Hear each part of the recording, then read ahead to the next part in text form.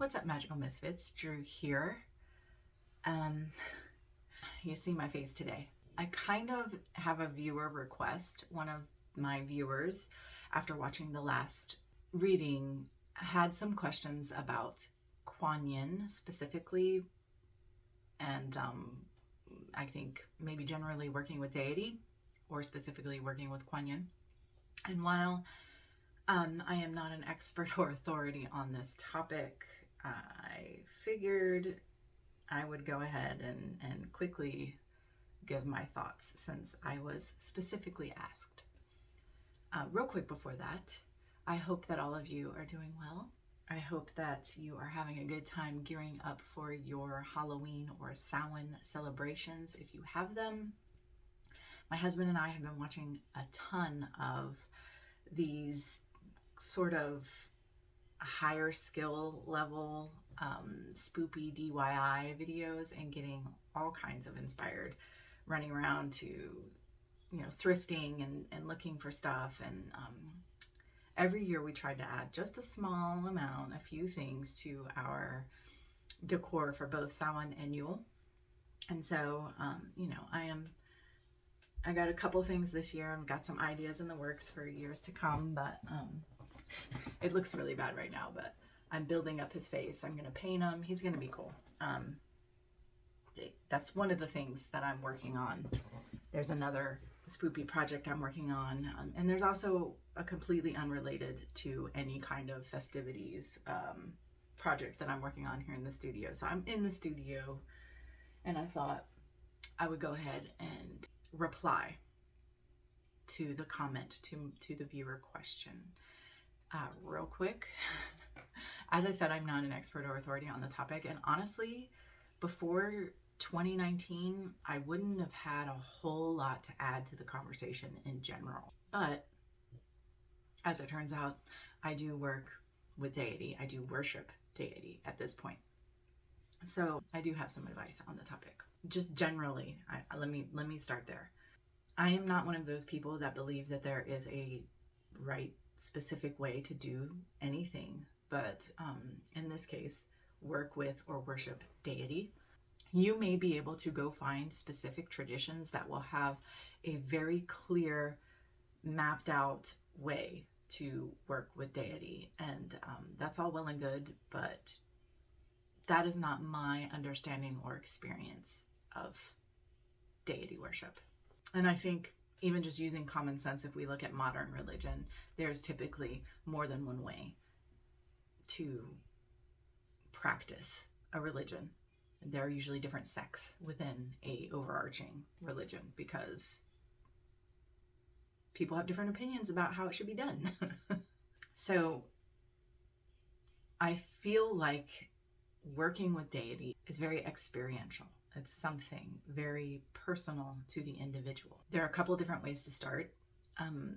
Researching the Deity themselves and the culture of origin can be a great place to start.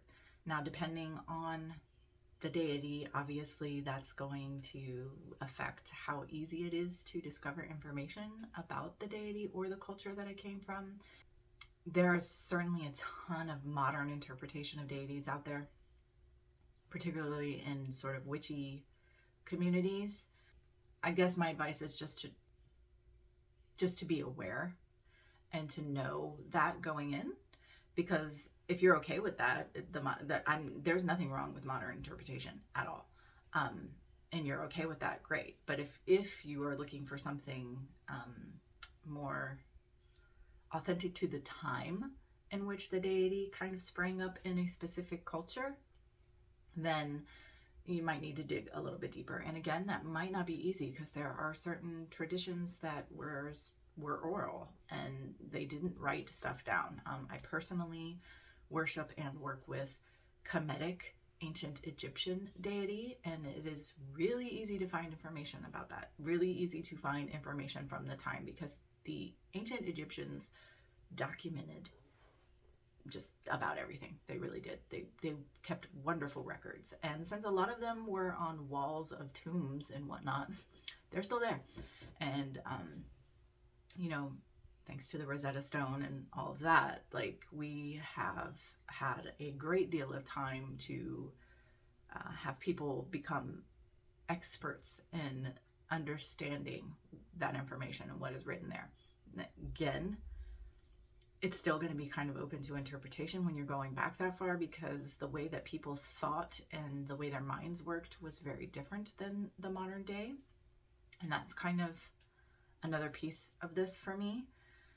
Even though I personally have done pretty extensive research, it is just a jumping off point for me. It's like an influence space, because as I stated, I am a modern person, and I think in modern terms. I've been educated in a modern way, and anything that I've learned about ancient Egypt, and I think this is probably true of any ancient culture, leads me to believe that it is virtually impossible for me to look at the world the way that they did, because of science and educate. Like, just it's just a completely different landscape, and my modern brain can't truly grasp an ancient viewpoint. Before we move into merging old and new, the second way that I think is a good way to take a first step into working with deity is to just do it. Is just to, if you feel that there's a specific deity coming to you, or you are drawn to a specific deity, to just open yourself up to the deity, call them and state that you want to work with them. If you know exactly why you want to work with them, state that as well. Of course, I think in any circumstance, we should use our intuition, and we should take, I'll call them energetic precautions. So maybe, some people might choose to use crystals. Some people, I do a combination of things, but like, if you believe in the higher I am presence, for example, I refer to this as my highest emanation. My highest emanation is in charge of making sure that nothing hinky goes down. Like, I'm not working with energies, entities, beings, what have you, that aren't in my best interest. Let's just put it that way. So like, that's kind of a precaution one should take. But I think if you're in touch with your intuition, and there is a presence, a deity making itself known to you, that you're probably going to be able to pick up on whether or not you should be interacting with said deity. And don't get me wrong, I this year had Set come into the picture, and it made me really uncomfortable. He's an Egyptian deity that is the Lord of Chaos, basically. And from a modern sort of Judeo-Christian perspective, he could be viewed as evil. He is absolutely not evil. But his energy made me very uncomfortable. His presence made me very uncomfortable. I had to come to terms with that. There was nothing, absolutely, we needed to be working together, it's in my highest and best good. That was my own hang up. So be careful of that as well. But I just think there should be guide rails, and there should be protection put in place. You should set certain parameters when coming into direct contact with any spiritual being. But in my experience, the best way to work with, have a relationship with deity, is to just do it, is to just invite them in and start that rapport and start that relationship, and move forward in that way. I personally built a devotional practice to some of the Egyptian deity, like all the three Egyptian deity that I worship: Ost, Jehuti, and Sekhmet.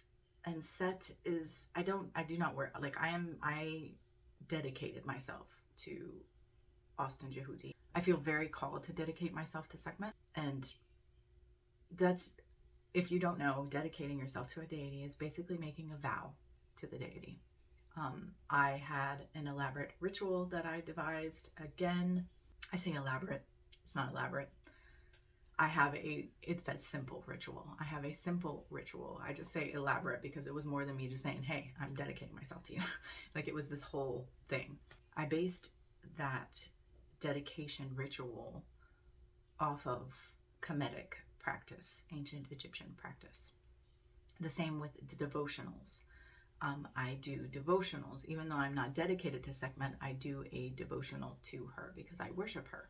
And I have a devotional template that changes a little bit. The things I say change from deity to deity. And again, I base this off of Kemetic practice. If you are able to do that, like for me, this does two things. Okay, so the way that I developed this, I researched what ancient Egyptian magician priests did for worship, which I just initially just did a ton of research on Kemet, period, ancient Egypt. But I took the things that made sense to me and that I could do. So like there were things that were impossible for me to do as just a little white lady in the middle of, you know, basically suburban America. I can't have a room with a giant statue of my deity where it's closed off from the rest of the world. And like, I'm not going to get up at dawn every day and bathe. And, you know, I can't do all the things, and I just won't do some of them. They don't suit my lifestyle. I am not a priestess. I am a wife and mother. Mainly a wife now. My kids are grown, but I'm a normal person living a normal life. So my practice needs to fit into that life. So I took the things that I could do and that made sense and sort of adapted other things so that they were in the flavor of, so that they had the same energy, the same influence, the same idea. And I made my own devotional practice. It's very quick. It doesn't take long.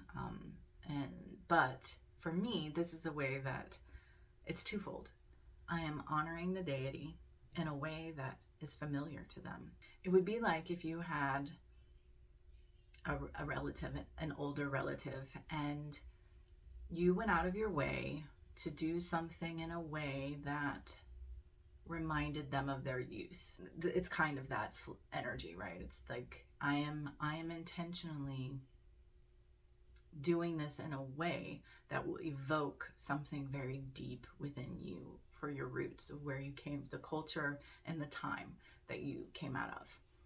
And the other part, which I think is actually more powerful, is for me. It is what this does for me. I think that when we do ritual, meaning we do the same thing over and over again, we are sort of laying down energy, and it gets stronger and stronger. And when we are doing that, and it touches on an older thing that other people did, so like drum circles, for example. People have been doing drum circle for thousands of years. So when the people sit at the drum circle and they're doing that and they're raising that energy and they're in that very sort of Zen space, and they are not only creating that there in that moment, they are touching and overlapping what has already come.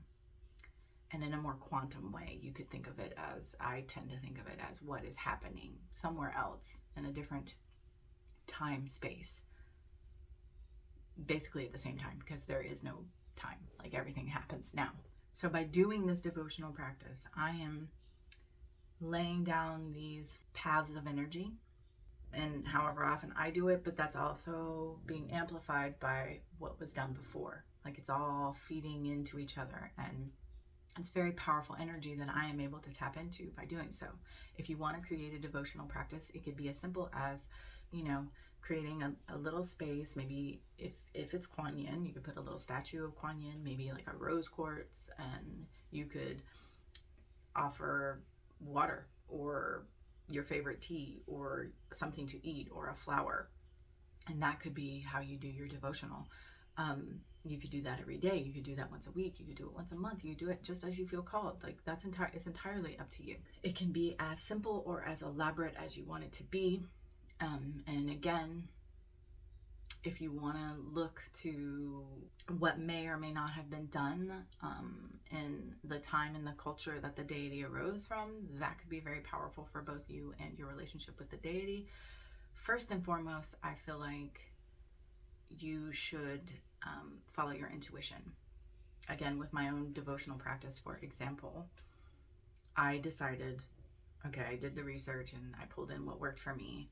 And then I felt called to do certain things. I felt called to use Kemetic words, as close as I can get to ancient Egyptian language for specific things, that I said during the devotionals. And then as I was going through my devotional, I just felt very strongly that Jehudi was telling me to change something, and I did. So working with whatever information you can find, with your own intuition and being flexible, I think is very important. I feel what is very important is following your intuition, and obviously getting communication from Deity is going to vary from person to person, because it's going to depend on sort of your psychic abilities. I don't really like that term, but you know, your clairs, your ability to receive extrasensory information and how that works for you. But as long as you are tapping in with your intuition and you are trusting your gut, you're going to be fine. Now, specifically, we're talking about Kuan Yin. Most of this video has been very general, and that's because I am not an expert or authority on Kuan Yin by any stretch of the imagination. You know, I have this pendant on. She is currently hanging around me, but like what I know about her is just, you know, what anybody might know about her. She's a Chinese goddess, and she is the goddess of compassion. She had evolved enough to be able to, which I guess she's Buddhist. See, I don't even know. But like, I think so. She had reached, she could have gone to Buddhi. She could have reached Buddhahood, but she decided to stay back and to be a light and to assist humanity, all of humanity, in making that evolution. There's a specific term for it. I'm not going to try to pronounce it because I always say it wrong. But it's this very selfless, very beautiful act. And so she is the goddess of compassion. And like, that's what I know about her. Period. I have never worshipped her. I have never worked super in depth with her. She has come into my life before. It's always been about love and compassion. This time I know exactly why she's here. So when she came in, I was like, okay, let's do this. You know, she might come into someone's life to help them with self-love. She might come into someone's life to help them with familial love. She might come into someone's life to help them with, you know, more humanitarian, like big picture love. It's going to depend on where we are on our journey. And I actually think we go through these cycles over and over again, going into deeper levels. So, you know, she could come in and out for any number of reasons. She might come into your life and stay there for a really long time, maybe forever. Maybe she's always been there and you just weren't aware. She may come in for a moment and blip back out because you only needed her for that moment. There isn't a, again, one size fits all answer to these questions. So I really think if you want to know more about Kuan Yin specifically, or any deity, research. There's so much information on the internet, but just make sure you're checking your sources. Make sure you're digging deeper if that matters to you. I don't. This is really difficult when we're talking about spiritual guidance, because you might come across the very first thing you come across, and it might not be super in depth or super accurate, but there might still be this message in there that you absolutely needed to hear to move forward in your journey or to work with that deity or whatever.